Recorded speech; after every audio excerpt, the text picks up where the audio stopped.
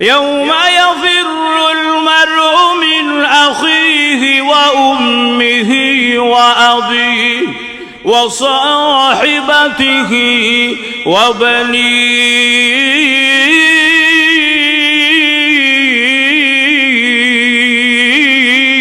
কিয়ামতের কঠিন ময়দানে বান্দা যখন কঠিন মুসিবতের দিন বিপদের সম্মুখীন হয়ে যাবে, মিজানের পাল্লার কাছে যখন বান্দা ধরা খেয়ে যাবে, তখন বান্দার নেকি কম হবে। একটা নেকির জন্য বান্দা জাহান্নামী হয়ে যাবে। আল্লাহর পক্ষ থেকে ডিক্লার হবে, পারমিশন হবে, যারে বান্দা যা জাহান্নামের দিকে চলে যা। যেমনি আল্লাহর বান্দা বলবেন, প্রভু গো জাহান্নামে তো যাবই, একটা নেকির জন্য আমার জাহান্নামে যেতে হবে। আল্লাহ তোমার হুকুম তো ফিরাইবার কোনো ক্ষমতা নাই। প্রভু বুঝেছি গো, জাহান্নামে তোমার যেতেই হবে। এর আগে একটু সুযোগ দাও গো, দেখি না কিয়ামতের কঠিন ময়দানে আমার অনেক আত্মীয় স্বজন আছে, একটা নেকি পাওয়া যায় কিনা। আল্লাহ পরিষ্কার জানায় দিবেন, বান্দারে নেকি পাওয়ার জায়গা ছিল দুনিয়াতে, আখিরাতে তোরে কেউ নেকি দিবে না, তো পরিচয়ই দিবে না। জোরে কোন ঠিক কিনা?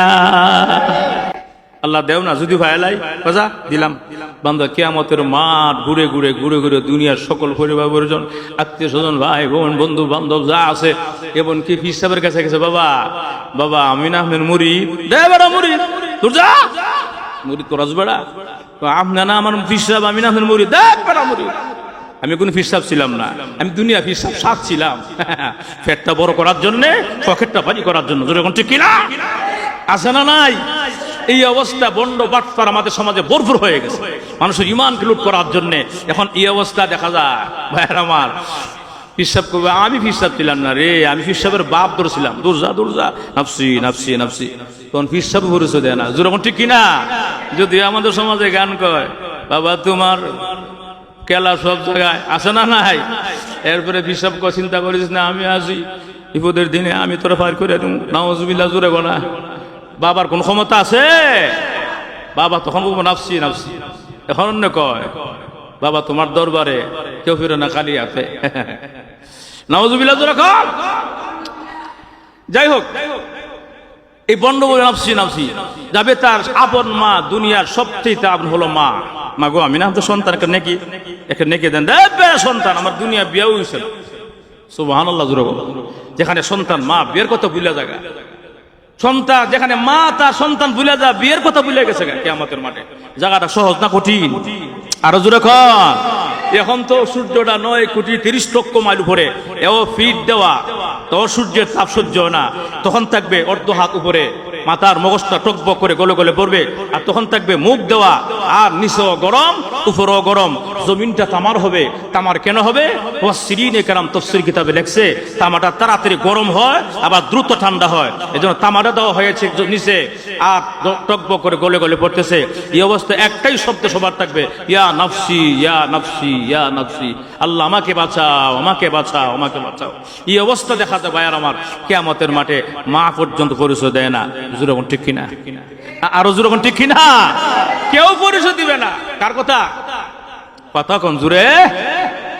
ইয়াউমা ইয়াফিরুল মার'উ মিন আখিহি ওয়া উম্মিহি ওয়া আবিহি ওয়া সাহিবাতিহি ওয়া বানিহি।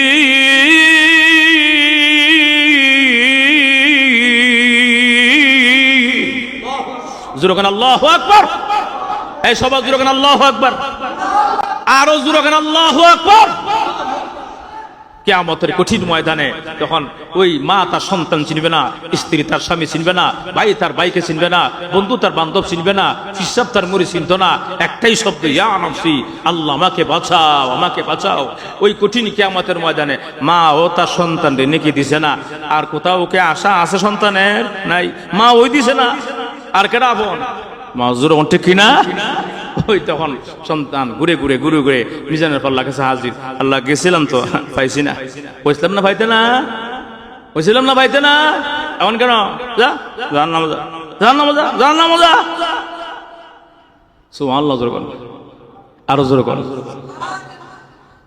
বান্দা বলবে জাহান্নামে যেমন লাগবই, আর তো উপায় নাই, আর উপায় নাই, তবে একটা ডাক দিয়া লাই যদি লাগিয়ে জায়গা মজুর ঠিক কিনা।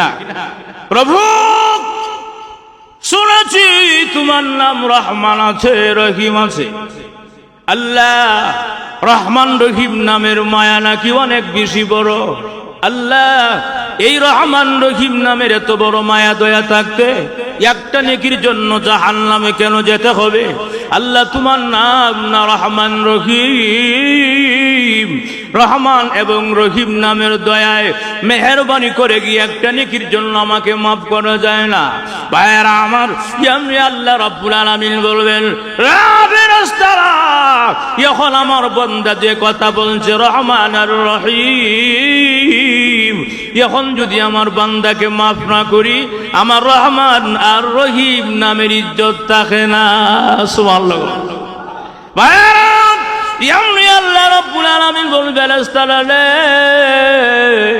তোমরা সাক্ষী থাকো, আমি আমার বান্দার জিন্দেগি গুনাহগুলো মাফ করে দিয়া এবং একটা নেকিকে বাড়ায়া দিয়া আমার বান্দার মিজানের পাল্লাটা ওজন করে দিয়া ভারী বানাইয়া দিয়া আমি আমার বান্দাকে এই পৃথিবীর 10টা পৃথিবীর সমান একটা জান্নাতের মালিক বানায়া দিলাম। সুবহান في كلامه المجيد وفرقانه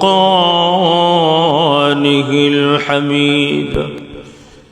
أعوذ بالله من الشيطان الرجيم. بسم الله الرحمن الرحيم. والعصر إن الإنسان لفي خسر إلا الذين آمنوا وعملوا الصالحات وتواصوا بالحق وتواصوا بالصبر. وقال النبي صلى الله عليه وسلم الكيس من دان نفسه وعمل لما بعد الموت. صدق الله العظيم وصدق رسوله النبي الكريم. ونحن على ذلك لمن الشاهدين والشاكرين والحمد لله رب العالمين. صلى الله على سيدنا ومولانا محمد وعلى آله وأصحابه وبارك وسلم. بلغ العلا بكماله كشف الدجى بجماله حسنت جميع. صلوا عليه.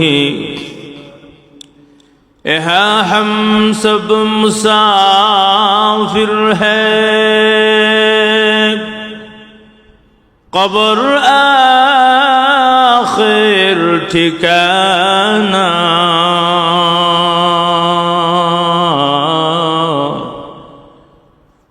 कोई आगे रवाना है, कोई पीछे रवाना.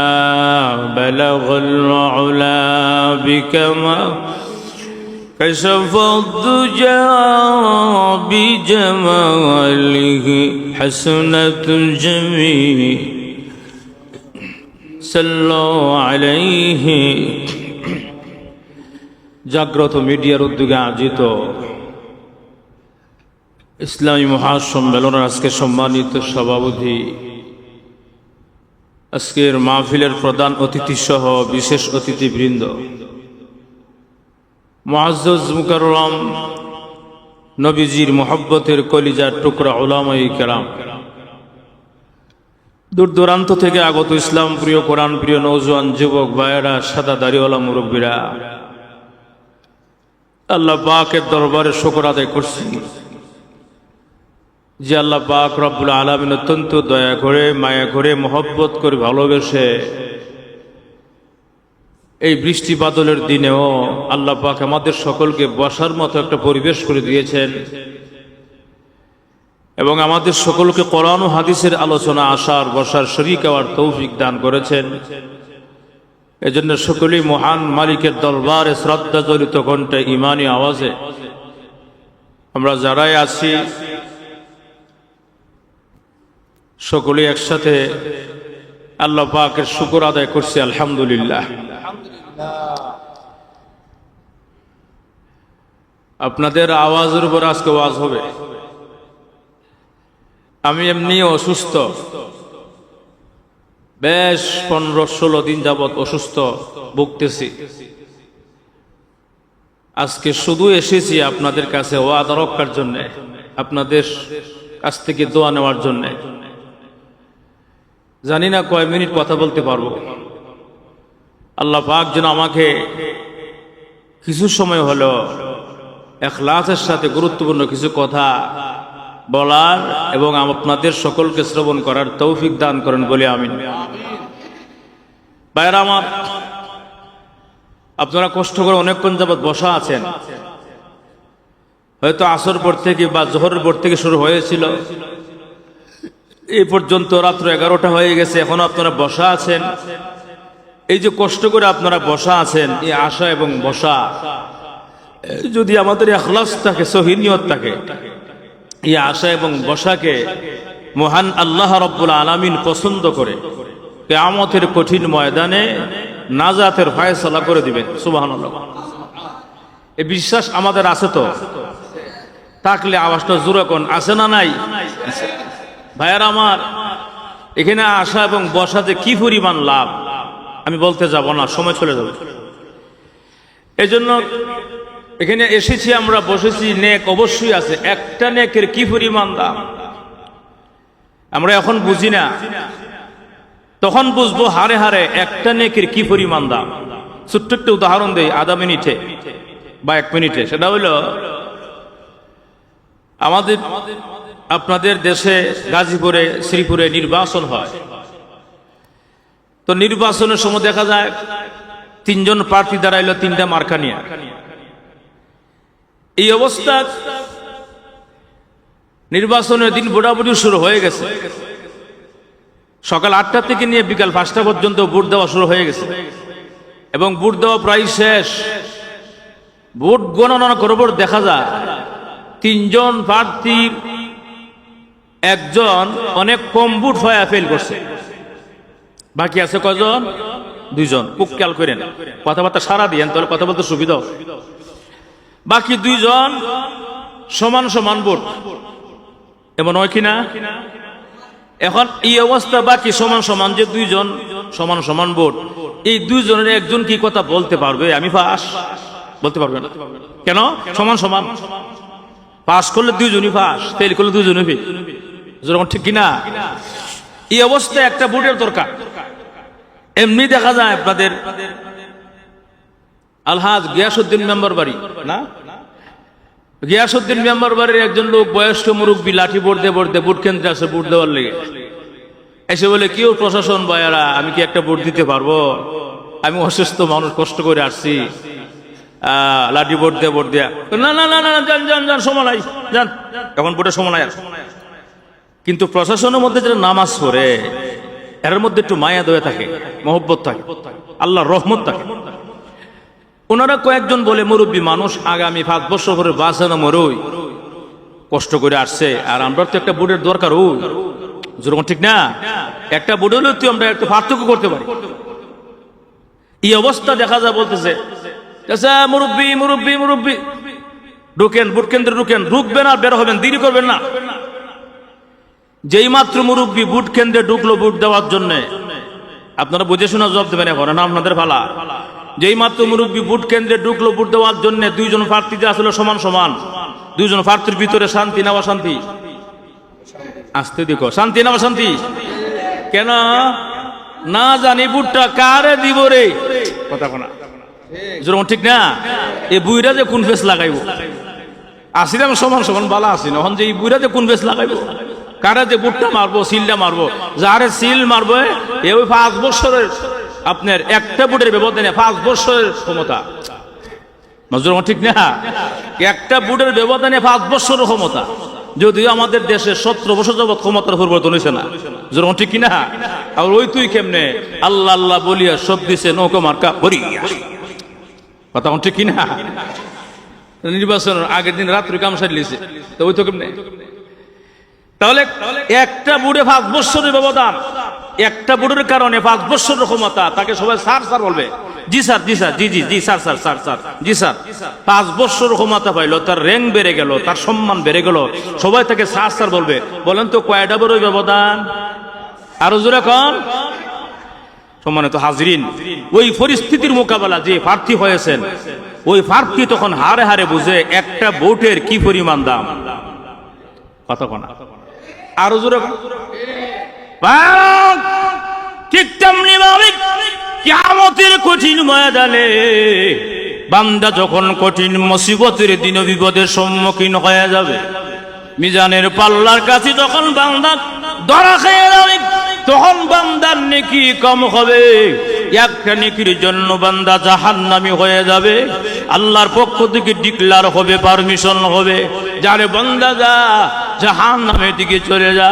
যেমনি আল্লাহর বান্দা বলবেন, প্রভু গো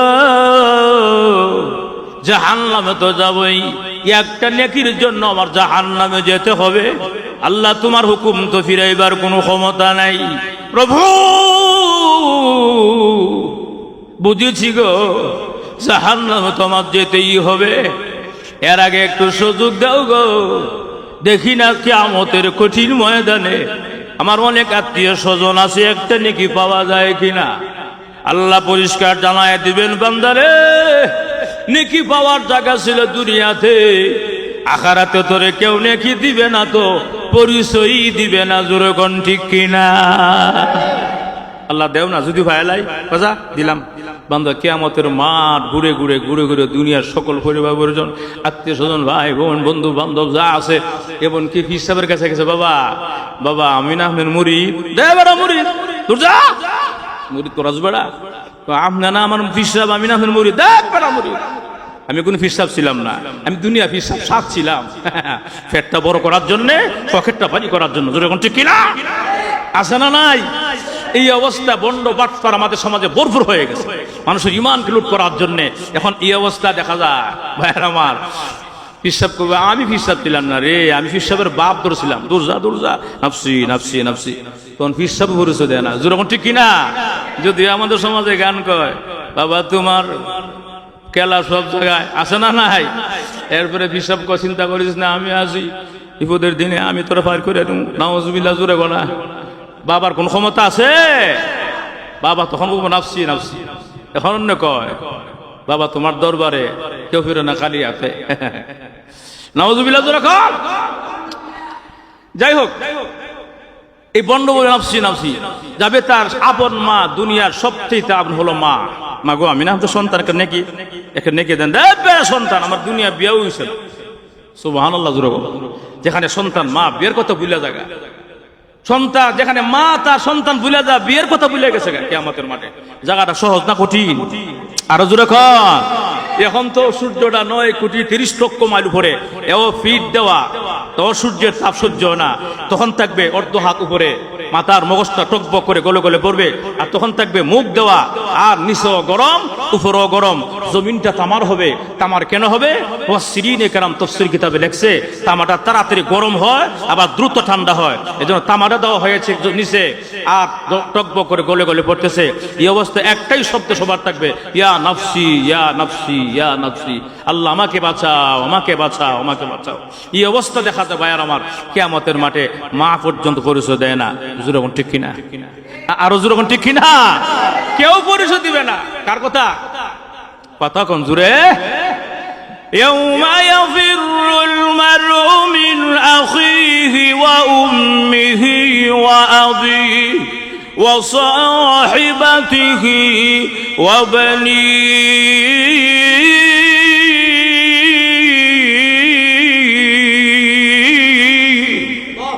জোরে কোন আল্লাহু আকবার। এই সবাই জোরে কোন আল্লাহু আকবার। আরো জোরে কোন আল্লাহু আকবার। কিয়ামতের কঠিন ময়দানে তখন ওই মা তার সন্তান চিনবে না, স্ত্রী তার স্বামী চিনবে না, ভাই তার ভাইকে চিনবে না, বন্ধু তার বান্ধব চিনবে না, পিসাব তার মুড়ি চিনত না। একটাই শব্দ, ইয়া নাফসি, আল্লাহ আমাকে বাঁচাও আমাকে বাঁচাও। ওই কঠিন কিয়ামতের ময়দানে মা ও তার সন্তান রে নেকি দিছে না। আর কোথাও ওকে আশা আছে সন্তানের? নাই। মা ওই দিছে না, আর কেডা আপন? মা জোরে ঠিক কিনা? ওই তখন সন্তান ঘুরে ঘুরে ঘুরে ঘুরে মিজানের পাল্লা কাছে হাজির। আল্লাহ গেছিলাম তো পাইছি না। বলছিলাম না ভাইতে না, বলছিলাম না ভাইতে না, এমন কেন? যা জান নাম যা, জান নাম যা, জান নাম যা। সুবহানাল্লাহ জোরে কর, আরো জোরে কর। বান্দা বলবে জাহান্নামে যেমন লাগবই, আর তো উপায় নাই, আর উপায় নাই, তবে একটা ডাক দিয়া লাই যদি লাগিয়ে জায়গা। মাজুর ঠিক কিনা? প্রভু শুনেছি তোমার নাম রহমান আছে, রহিম আছে। আল্লাহ রহমান রহিম নামের মায়া নাকি অনেক বেশি বড়। আল্লাহ এই রহমান রহিম নামের এত বড় মায়া দয়া থাকতে একটা নেকির জন্য জাহান্নামে কেন যেতে হবে? আল্লাহ তোমার নাম না রহমান রহিম, রহমান এবং রহিম নামের দয়ায় মেহেরবানি করে গিয়ে একটা নেকির জন্য আমাকে মাফ করা যায় না? ভাইয়েরা আমার, এমনি আল্লাহ রাব্বুল আলামিন বলবেন, ফেরেশতারা এখন আমার বান্দা যে কথা বলছে রহমান আর রহিম, এখন যদি আমার বান্দাকে মাফ না করি আমার রহমান আর রহিম নামের ইজ্জত থাকে না। সুবহানাল্লাহ। ভাইয়েরা এমনি আল্লাহ রাব্বুল আলামিন বলবেন, ফেরেশতারা রে তোমরা সাক্ষী থাকো, আমি আমার বান্দার জিন্দেগি গুনাহগুলো মাফ করে দিয়া এবং একটা নেকিকে বাড়ায়া দিয়া আমার বান্দার মিজানের পাল্লাটা ওজন করে দিয়া ভারী বানাইয়া দিয়া আমি আমার বান্দাকে এই পৃথিবীর 10টা পৃথিবীর সমান একটা জান্নাতের মালিক বানায়া দিলাম। সুবহানাল্লাহ। লাভ আছে না নাই? লাভ আছে না নাই? আছে। যেরকম ঠিক কিনা? এজন্য আসুন এখানে আসা এবং বসা যদি এই লাভ বলতে যায় আজকের রাত্রে খোলাবে না। এখন আসুন ভাইয়েরা আমার, আল্লাহ রাব্বুল আলামিন আমার তেলাওয়াতকৃত আয়াতে সূরার মধ্যে বলেন ওয়াল আসর, সময়ের কসম করে আল্লাহ বলেছেন ওয়াল আসরি ইন্নাল ইনসানা লাফি খুসর। আল্লাহ রাব্বুল আলামিন বলেন কসম, সময়ের কসম, ওয়াল আসর ইন্নাল ইনসানা লাফি খুসর, নিশ্চয়ই সমস্ত মানুষ ক্ষতিগ্রস্তের মধ্যে আছে, ক্ষতিগ্রস্তের মধ্যে আছে, নুকসানের মধ্যে আছে। তবে তারা নয়, ইল্লাল্লাযীনা আমানু ওয়া আমিলুস সালিহাত, যারা ঈমান এনেছে এবং নেক আমল করেছে এবং ওয়াতাওয়াসাউ বিল হাক্কি ওয়াতাওয়াসাউ বিস সাবরি, হকের পথে আছে, হকের পথে মানুষকে দাওয়াত দেয় এবং সবর করে ধৈর্য ধরে। মহান আল্লাহ রাব্বুল আলামিন বলেন এই সমস্ত মানুষ ছাড়া সকলেই ক্ষতিগ্রস্তের মধ্যে আছে। জোরে করে নাউজুবিল্লাহ।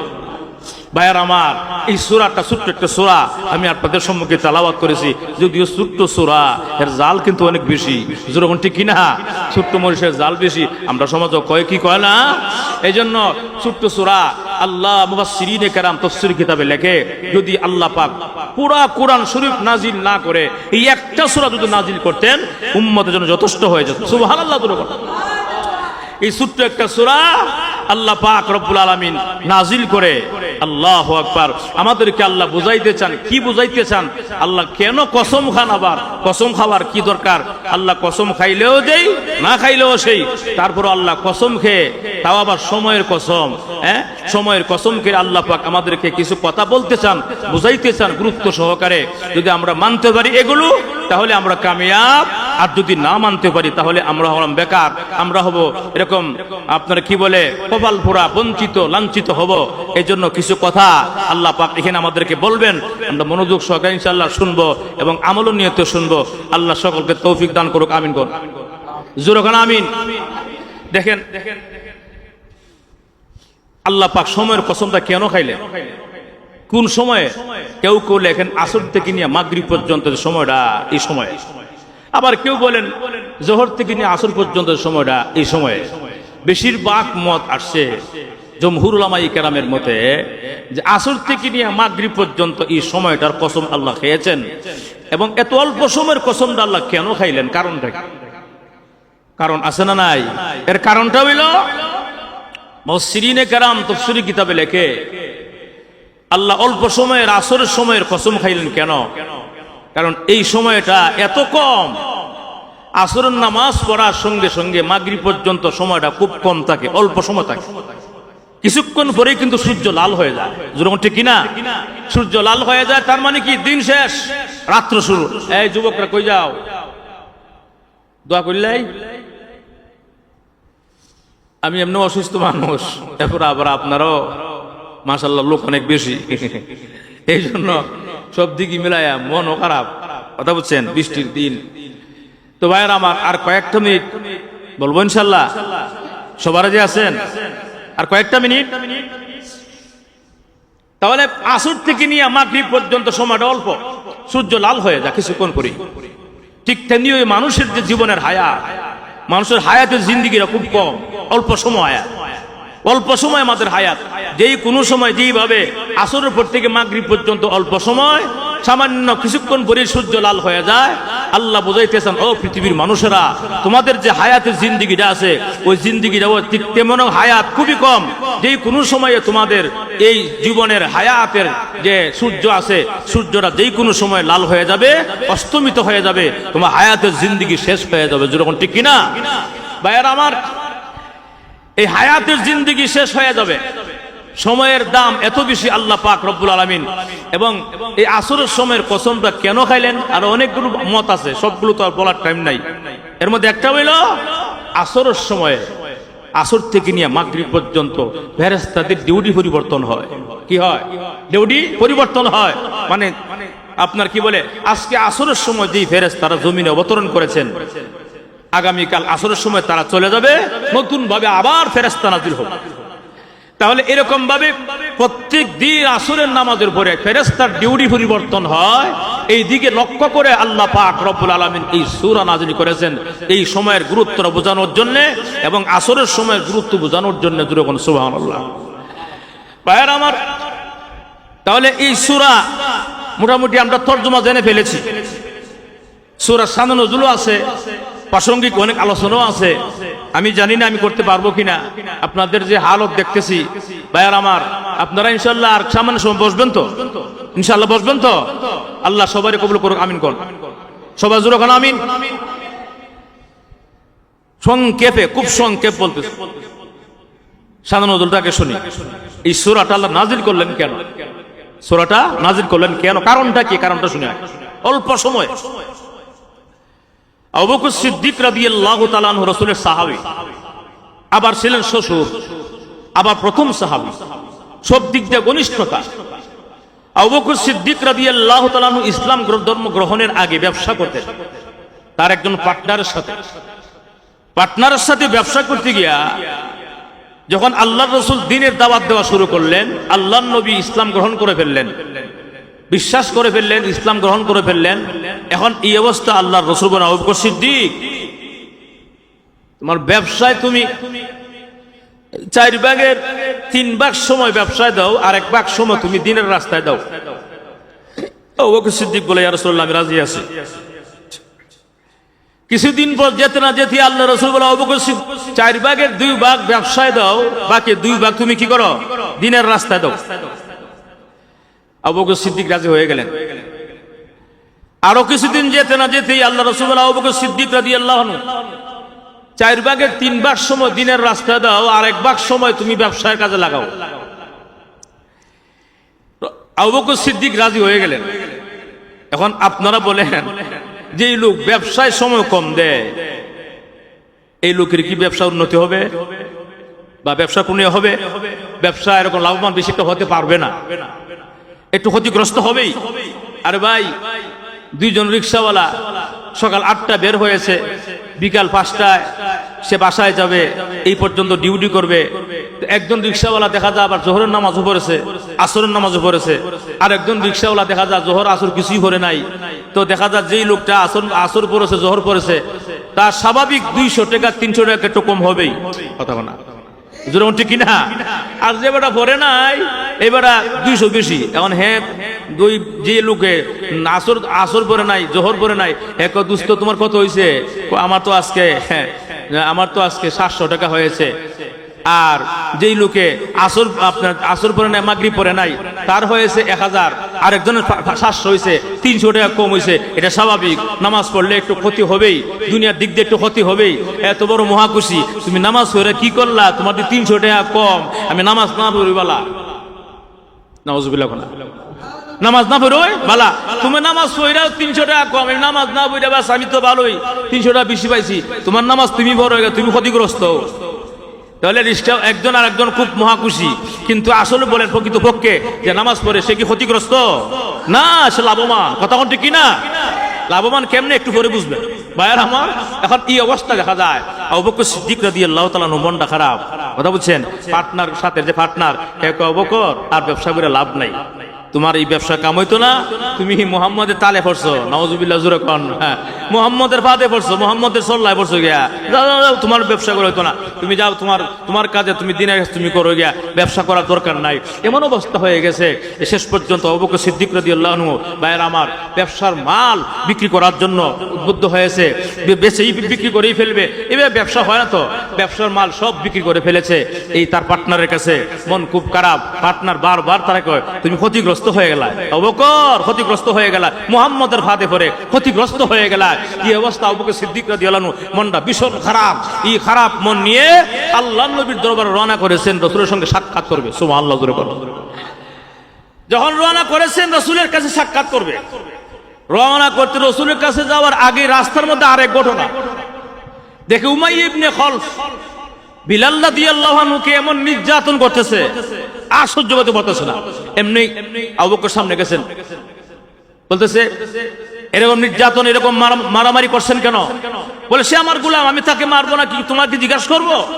আমার গোলাম, আমি যা মন চায় তা করবো। আবু বকর সিদ্দিক বলেন, না, এটা আপনি করতে পারেন না। আপনার গোলাম হইলে আপনি তো মারতে পারেন না, নির্যাতন করতে পারেন না, এটা কোনোদিন মানে শুভ কাম্য নয়। অতএব তাকে এরকম মারধর না করলে ভালো হয়। এমনি উমাইয়া ইবনে খলফ বলে, তোমার কি হয়েছে? তোমার যদি এত দরদ লাগে তুমি কিনে লইয়া যাও। আবু বকর সিদ্দিক এদিকে এমনি মন খারাপ, ব্যবসা খারাপ, ব্যবসা বাণিজ্য লোকসান, আবার এদিকে আরেক ঘটনা। আবু বকর সিদ্দিক দেখতেছে বিলাল এমন মারতেছে, এমন নির্যাতন করতেছে। এই অবস্থা বলেন, আচ্ছা বলেন আপনার বিলালের দাম কত? এমন দাম কইছে, বর্তমান বাজার মূল্যে দ্বিগুণ দাম কইছে। এক গুণ না দ্বিগুণ দাম কইছে, না নিতে পারে। আবু বকর সিদ্দিক রাদিয়াল্লাহু আনহু বলেন, আমার কাছে আপনি যে দাম কইছেন এই দামে গোলাম বিক্রি হয় না, ডবল দাম আপনি আমার কাছে কইছেন, অসুবিধা নাই, আপনার টাকা আমি সব দিচ্ছি।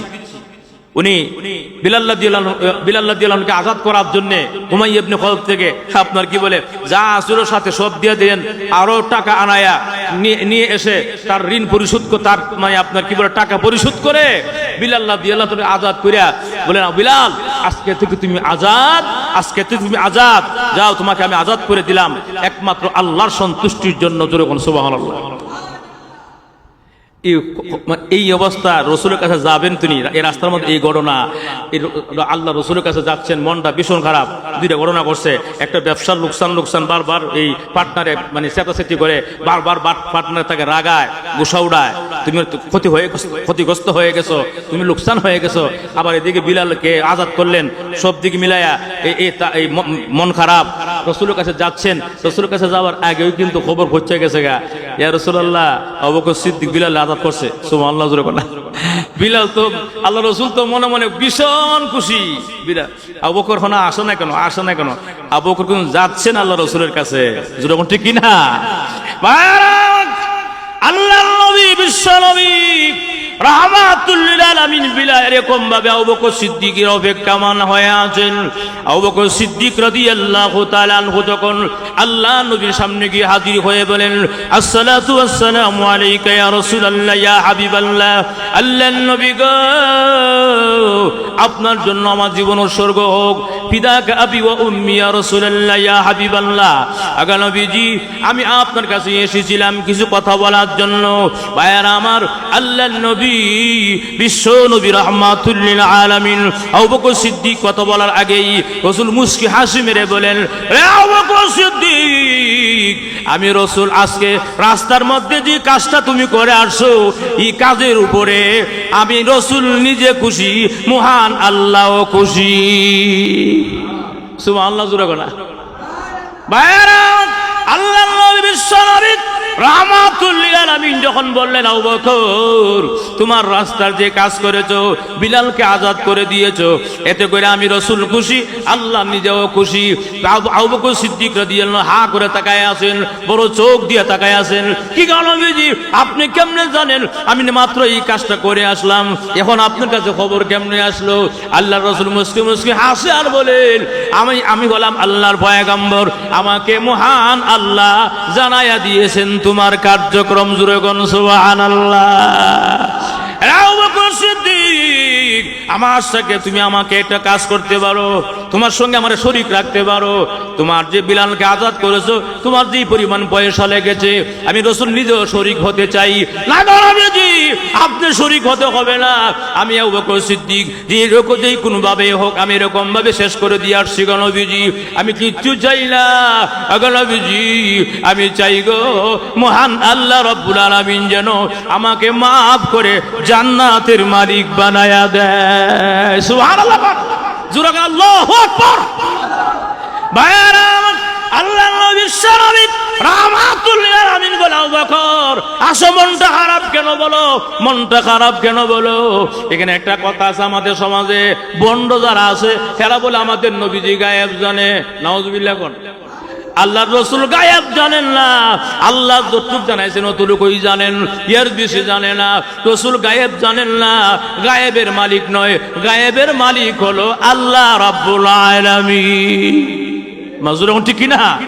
আমরা সমাজ ডান দিকে সেটটা রাখছে, ডান দিকে সেটটা খালি ফুল টুল দিয়ে সাজানো, এমনি কেউ ভাই সেটটা মানে এখন বসাই দেন না, কয় ইন্না লিল্লাহ, জানুন না কিতা কই নবীজি বসা আসুন। নাউজুবিল্লাহ কোন? নবী কি হাজির নাজির? নাউজুবিল্লাহ কোন?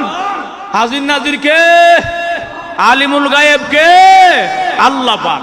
এখন এই অবস্থা রাসূল এখানে বসায় রাখছে, বসে রেখে বক্তা কেন ওয়াজ করে, গজলও কয়, গানও কয়, মজা আছে না নাই? গজলটা কিতা কইতাম নি ভাই, তোমরা শোনা গো মন দিয়া, মদিনাতে কান্দে নবী উম্মতের লাগিয়া। খুব খেয়াল করেন কথাটা কি কইছে, তোমরা শোনো গো মন দিয়া, মদিনাতে কান্দে নবী। কই কান্দে? কই কান্দে? তুমি না কইলে একটু আগে তোমার নবী তোমার দ্বারে বসা, কথা কোনা মুখ দিয়ে একটু আগে বললো নবী এখানে তার দ্বারে বসা, স্যারের মধ্যে বসা। আবার গজল কইতেছে নবী মদিনা বসা, পাটফার না, কথা কোনটি কিনা? মুখে কয় একটা, কাজে করে আর একটা। হের নাম বাটপার সমাজ, আমাদের সমাজে ভালো কোন বাটপার, কথা কোনটি কিনা? তোমরা যদি রাসূলকে গায়েব জানো, তাহলে গায়েবের মতো করে কও গজল, এটা আমরা পারি বলে কেমনে হুজুর?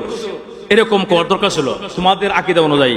তোমরা শোনো গো মন দিয়া, আমার নবী কান্দে আমার পাশেতে বসিয়া, কথা বলা যেমন ঠিক না, যদি নবীর গায়েব জানে, হাজির নাজির জানে, তাহলে গজল এরকম কওয়া উচিত, কথা কনা। তাহলে আমাদের সমাজে যাদের কথাবার্তা ঠিক নাই, তাদেরকে আমাদের সমাজে কি কয়, 2 নম্বর লোক, যেরকম ঠিক কিনা। কষ্ট হইতেছে, কষ্ট হইতেছে। আর কয়েকটা মিনিট ইনশাল্লাহ। এখন এই অবস্থা দেখা যায় ভাইয়ার আমার, আবু বকর সিদ্দিক রাদিয়াল্লাহু মনটা কেন খারাপ, রাসূল কইতারে না, কেন কইতারে না, রাসূল গায়েব জানেন না, যেরকম ঠিক কিনা। যদি আল্লাহ জানায় তাহলে জানে। এখন এই অবস্থা, আল্লাহর রাসূল বিশ্বনবী বলে, আবু বকর মন খারাপ কেন বলো? ইয়া রাসূলুল্লাহ মনটা খারাপ কেন? শুনেন, আমি তো ব্যবসা করতাম, আপনি জানেন, বিশাল ব্যবসা, আমার বন্ধুর সাথে পার্টনারে ব্যবসা করতাম। আমি দিনের কাজ করতে গিয়ে আপনি যখন আমাকে বলেছেন 4 ভাগের 1 ভাগ দিনের কাজে লাগাও, আর বাকি 3 ভাগ তুমি ব্যবসার কাজে লাগাও, আবার বলছেন 2 ভাগ দিনের কাজে, 2 ভাগ ব্যবসার কাজে, আবার বলেছেন 3 ভাগ দিনের কাজে, 1 ভাগ ব্যবসার কাজে। এভাবে হুজুর আমার ব্যবসা আস্তে আস্তে নষ্ট হয়ে যায়, নোকসান হয়ে যায়, ক্ষতি হয়ে যায়, স্বাভাবিক ক্ষতি হয় একটু দুনিয়ার দিক দিয়া। ইয়া রাসূলুল্লাহ, এখন আমার এই অবস্থা, বারবার আমার বন্ধু পার্টনার আশেপাশের লোকরা কয়, আবু বকর তুমি শেষ, তুমি ক্ষতিগ্রস্ত, ব্যবসায় লোকসান, তোমার সব লোকসান, তুমি ক্ষতিগ্রস্ত হয়ে গেছো আবু বকর, তোমার জীবন শেষ। ইয়া রাসূলুল্লাহ, আমি জানতে চাই আপনার পবিত্র জবান থেকে, আসলেই কি আমি ক্ষতিগ্রস্ত, নাকি আমি জীবন শেষ, নাকি আমি লাভবান, এটা আপনার জবান থেকে শুনতে চাই। জোরে কোন আল্লাহু আকবার। ভাইরা, এই কথাটা বলার সঙ্গে সঙ্গে আল্লাহর নবী, বিশ্ব নবী রাহমাতুল লিল আলামিন, ওনাকে সমাধান দেওয়ার আগেই আল্লাহ রাব্বুল আলামিন বলেন, জিবরাইল রে যা আমার বন্ধুর কানে কানে গিয়া সূরাতুল আসরটা শোনায়া দে। আল্লাহু আকবার। ভাইরা, আল্লাহর নবী, বিশ্ব নবী রাহমাতুল লিল আলামিন যখন আবু বকর সিদ্দিককে সমাধান দিবেন, এর আগেই দেখা যায় জিবরাইল আসার গুনগুন আওয়াজ শোনা যায়। এমনি বলেন, ইয়া রাসূলুল্লাহ, ইয়া হাবিবাল্লাহ, আল্লাহর নবী গো, আবু বকর সিদ্দিকের পরামর্শ, আবু বকর সিদ্দিককে সান্ত্বনা দেওয়ার আপনার দরকার নেই গো নবীজি। মহান আল্লাহ রাব্বুল আলামিন সূরাতুল আসর নাজিল করে আবু বকর সিদ্দিকের জবাব আল্লাহ নিজে প্রদান করেছে। ওয়াল আসর, আগা নবীজি আল্লাহ বলেছেন, আল্লাহ সময়ের কসম করে বলেন, ওয়াল আসর ইন্নাল ইনসানা লাফি খুদ, তাম পৃথিবীর সমস্ত মানুষ ক্ষতিগ্রস্তের মধ্যে আছে, সবাই ক্ষতিগ্রস্তের মধ্যে আছে। কিন্তু স্কেল দিয়া দিবেন, একটা মাপ দিয়া দিবেন, ইল্লা দিয়া ইস্তিসনা দিয়ে আল্লাহ বলেন, ইল্লাল্লাযিনা আমানু ওয়া আমিলুস সালিহাত, কিন্তু গো নবীজি যারা ঈমান এনেছে, আমল করেছে, সত্যের পথে আছে, ধৈর্য, যাদের ধৈর্য আছে গো নবীজি, সবর আছে, আর এদেরকে সারা সবাই ক্ষতিগ্রস্ত। তার মানে হলো আপনারা আবু বকর সিদ্দিকের ঈমানও আছে, আমলও আছে, ধৈর্যও আছে, সবরও আছে, হকের পথে আছে। আপনারা আবু বকর সিদ্দিক ক্ষতিগ্রস্ত হয় নাই, ক্ষতিগ্রস্ত হইল ওই চাটুকার দালালরা। জোরে কোন ঠিক কিনা? ভাইরা আমার, এজন্য আসুন এই সূরাতুল আসরের শান নজুল আমরা মোটামুটি বুঝতে পেরেছি। ভাইয়ার আমার, অল্প সময়ের মধ্যে এরকম গুছাইয়া বলা যায় না। এখন আসুন ভাইয়ার আমার, আল্লাহ রাব্বুল আলামিন বলেন, ওয়াল আসর ইন্নাল ইনসানা লাফি খুসর, নিশ্চয়ই সমস্ত মানুষ ক্ষতিগ্রস্তের মধ্যে আছে, তবে যারা ইল্লাল্লাযিনা আমানু ওয়া আমিলুস সালিহাত, ঈমান আনার পরে নেক আমল করে। বলেন তো প্রথম নম্বর শর্ত হলো ঈমান আনতে হবে। ঈমান না আনলে নবীর বাপ হইল খাতির নাই, কথা কোনা। ঈমান যদি না থাকে নবীর বাপ হইল খাতির নাই। ইব্রাহিম আলাইহিস সালাতু ওয়াস সালাম, ইব্রাহিম আলাইহিস সালাম বাবার নাম কি ছিল? আজর ঠাকুর। কি নাম? আজর ঠাকুর। ইব্রাহিম আলাইহিস সালাতু ওয়াস সালাম তার বাবার কবরের পাশে গিয়ে দোয়া করে, আল্লাহ আমার আব্বার মাফ করে দাও। এমনি আল্লাহকে, এক ইব্রাহিম পয়গম্বর, আমার বিধান ভুলে গিয়েছেন, আমার বিধান ভুলে গিয়েছেন। আল্লাহ, আমার বিধান কি তুমি জানো না? ঈমান যদি না থাকে নবীর বাপ হইল খাতির নাই, কথা বল। আর জোরে ঠিক কিনা? এমনি ইব্রাহিম আলাইহিস সালাতু ওয়াস সালাম বলে, প্রভু গো, আমি পয়গম্বর হইয়া, আমি নবী হইয়া, আমি নবী হয়ে আমি সন্তান হয়ে জান্নাতে যাব, বেহেশতের মধ্যে যাব, জান্নাতের মধ্যে যাব।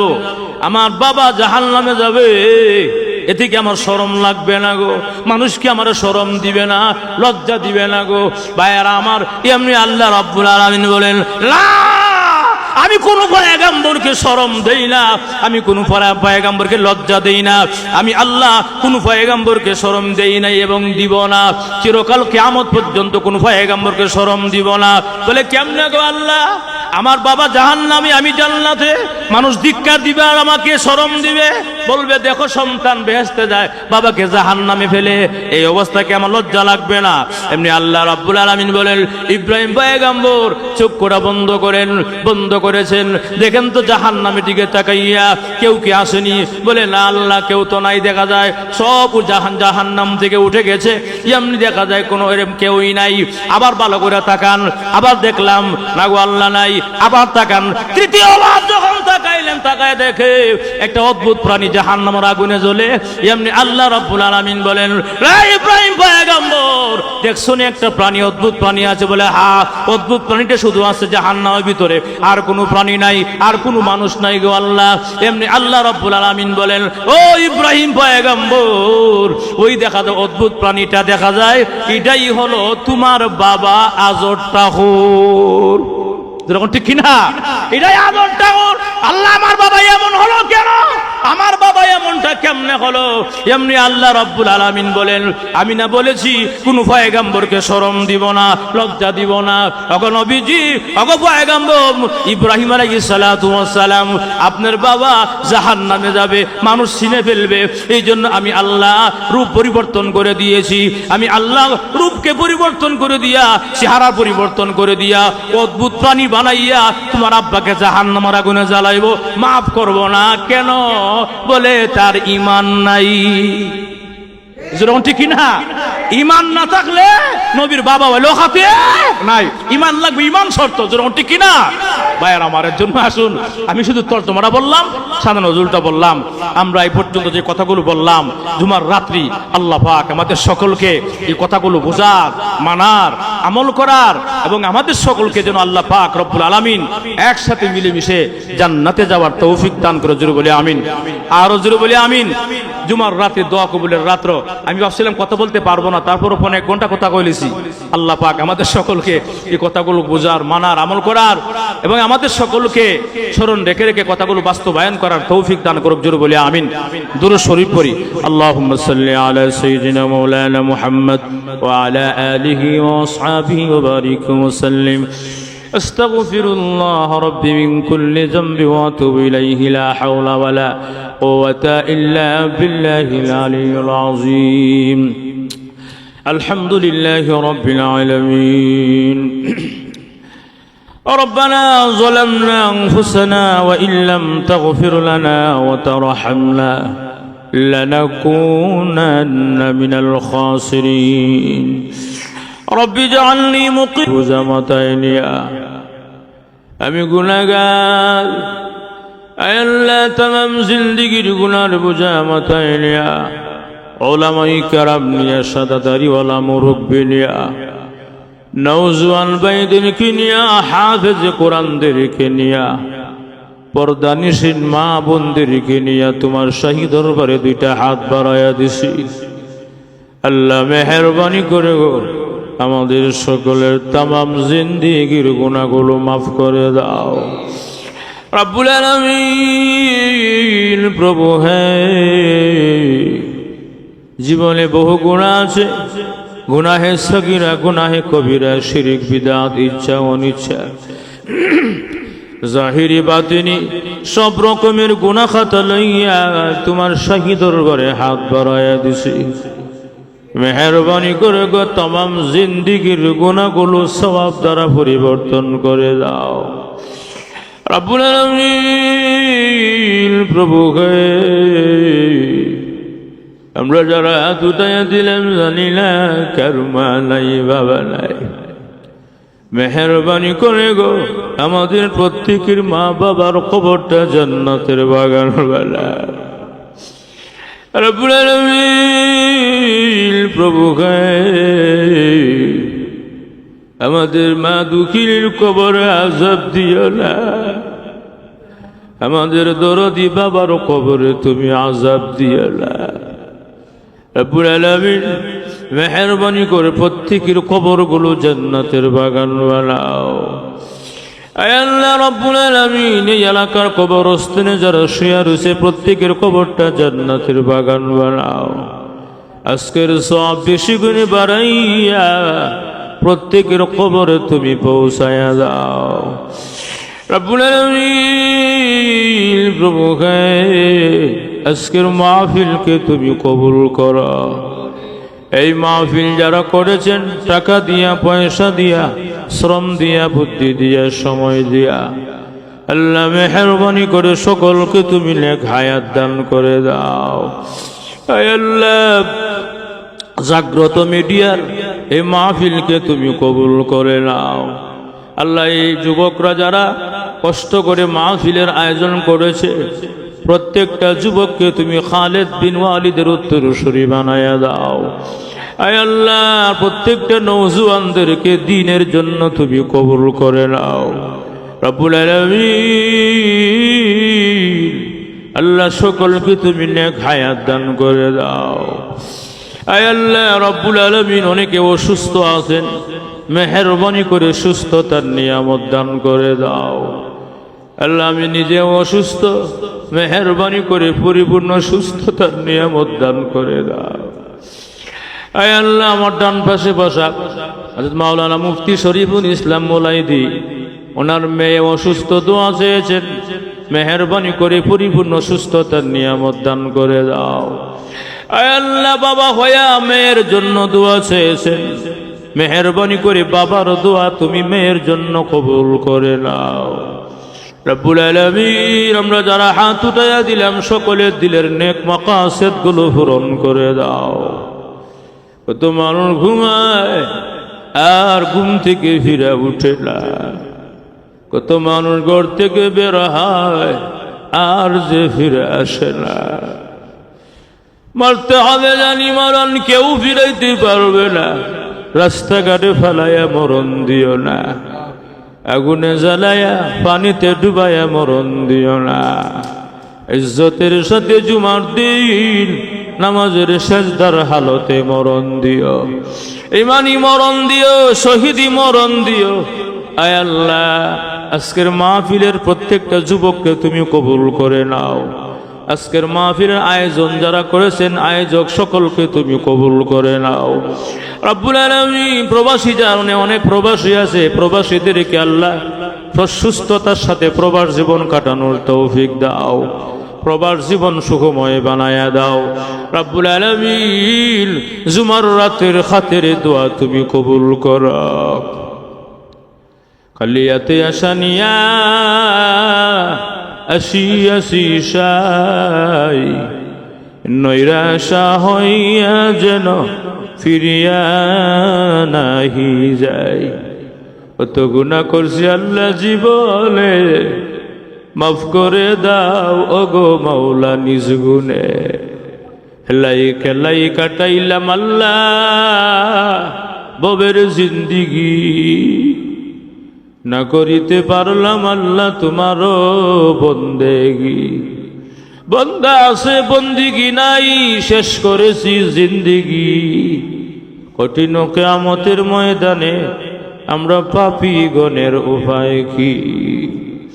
সুবহান রাব্বিকা রাব্বিল ইজ্জাতি আম্মা ইয়াসিফুন ওয়া সালামুন আলাল মুরসালিন, আলহামদুলিল্লাহি রাব্বিল আলামিন। আমিন।